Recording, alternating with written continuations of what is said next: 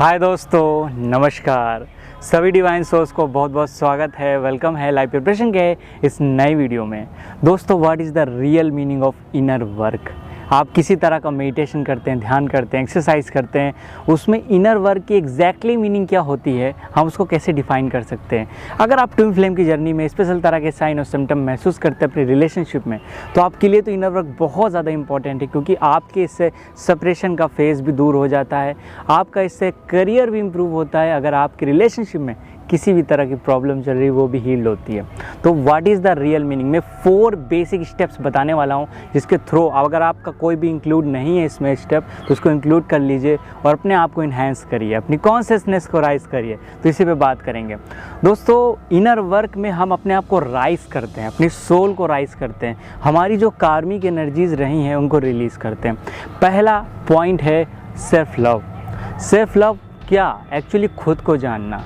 अगर आप खुद को नहीं जान रहे हैं और किसी भी तरह की पूजा भी कर रहे हैं और किसी तरह का आराधना कर रहे हैं, साधनाएं कर रहे हैं, तो उसका कहीं ना कहीं पर्पस अधूरा ही रह जाता है।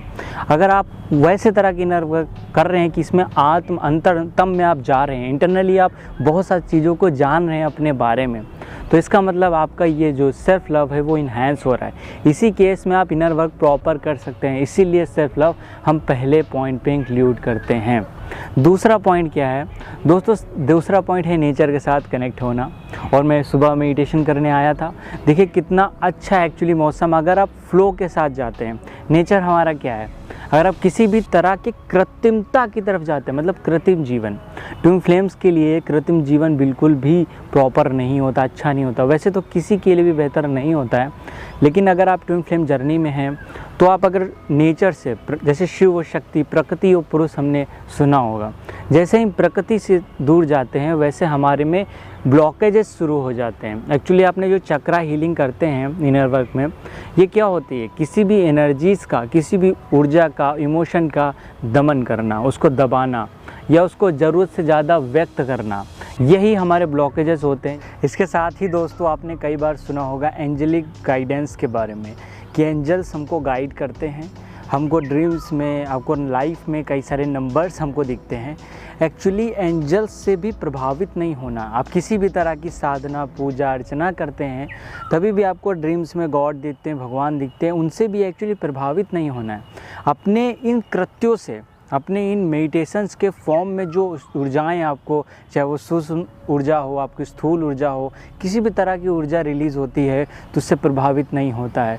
हम अपने ही गुणों से अगर प्रभावित हो जाते हैं, हम अपनी ही स्पिरिचुअलिटी से अगर प्रभावित हो जाते हैं, तो ये हम पे स्पिरिचुअल राइज करने में, स्पिरिचुअली ग्रोथ करने में, सोल का एवोल्यूशन करने में कहीं ना कहीं ब्लॉकेजेस वो रिमूव नहीं करने में असफल हो जाते हैं।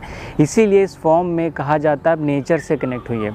नेचर कभी अपनी ही चीज़ों को रखता नहीं है। जैसे कि आपको चोट लग गई, जैसे कि मेरी चोट लगी हुई है और ये हील्ड हो रही है, वैसे ही चोट लग गई और चोट धीरे धीरे हील्ड हो, तो इसी तरह आप अगर कुछ भी नहीं करते हैं तभी भी धीरे धीरे हील्ड होते हैं। मेडिटेशन करके बस उसकी स्पीड बढ़ जाती है आपकी हीलिंग की, उस ब्लॉकेज से। इसीलिए हम इसमें डिफरेंट चक्रा भी करते हैं। अगर आप नदी को देखें तो नदी में क्या है, नदी एक समान रूप से बह रही है, जल बह रहा है, बट वहाँ पे अगर जल में किसी तरह का ब्लॉकेजेस आ जाता है, पानी नहीं बह पा रहा है, तो वहाँ पे आपको देखेंगे नदी सड़ जाएगी। इस तरह का फॉर्म आपको देखने को मिलेगा। लेकिन अगर नदी लगातार बह रही है तो उसका जल जो है स्वच्छ बना रहता है। उसी तरह आपके शरीर में भी लगातार ऊर्जा का प्रवाह हो रहा है।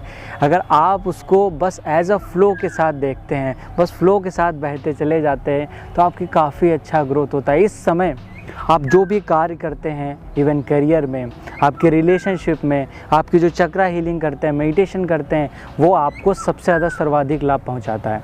तो दोस्तों, ये इम्पॉर्टेंट बहुत ही ज़्यादा है कि आप फ्लो के साथ जाएं, नेचर के साथ कनेक्ट हों।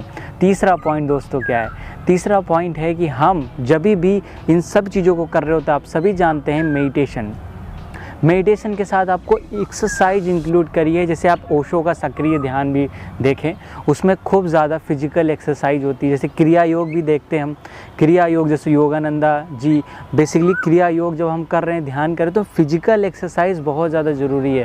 क्योंकि जब आप फिजिकल स्वेटिंग करते हैं, पसीना बहाते हैं, उसके बाद जब मेडिटेशन करते हैं, तो वो जो ग्रंथियाँ हैं वो आपकी जो कार्मिक ऊर्जाएं हैं वो रिलीज़ होने में काफ़ी ज़्यादा आपको फ़ायदा होगा।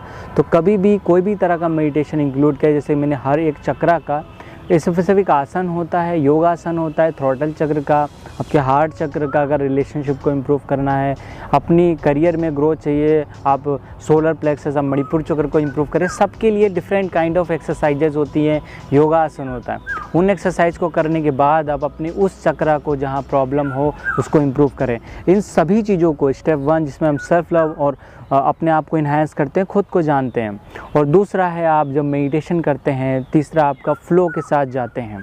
इन तीनों पॉइंट्स के अतिरिक्त एक आपको बहुत ज़्यादा इम्पोर्टेंट मेडिटेशन करना है। 4th स्टेप यही है कि आप किसी भी तरह का मेडिटेशन करने के दौरान बैलेंस ज़रूर बना के रखिए, और वो लोग जो टॉप पे हैं, जो मेडिटेशन कर चुके हैं, उनसे एनर्जी रिसीव करते रहें, क्योंकि काफ़ी बार हम कुछ समय तक मेडिटेशन करते हैं, इनर हीलिंग करते हैं, लेकिन कनेक्ट ना होने के कारण हम बुक्स नहीं रीड करते हैं, हम अगर किसी पर्सन से, ऐसे व्यक्ति से बातचीत नहीं कर रहे हैं जो हमारी कॉन्शियसनेस से हाई है, तब हमको एनर्जी रिसीव लगातार करने की ऊर्जा नहीं मिलती। हम कुछ चीज़ों को छोड़ देते हैं या मिसगाइडेड होकर किसी और रास्ते पे चल देते हैं।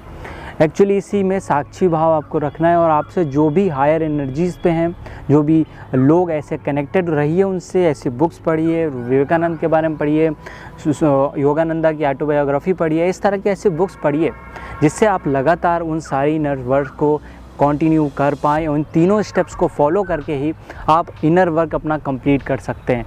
दोस्तों, इसमें मैंने बहुत सारे पॉइंट्स इंक्लूड नहीं किए हैं, बट ये 3 बेसिक स्टेप्स हैं जो इनर वर्क का मीनिंग को दिखाते हैं। अगर आपसे भी कोई स्टेप छूट रहा है तो उसको ज़रूर फॉलो करके अपनी लाइफ में रिलेशनशिप को, ग्रोथ को डिफाइन कर सकते हैं। तो दोस्तों, उम्मीद है आपको ये वीडियो पसंद आई हो अपने दोस्तों के साथ जरूर शेयर करिए। अगर आप इस चैनल पर नए थे तो चैनल को सब्सक्राइब तथा बेल आइकन क्लिक कर लीजिए। आगे किसी और वीडियो हम लोग मिलते हैं, तो अपना ख्याल रखिए, ध्यान रखिए। नमस्कार दोस्तों।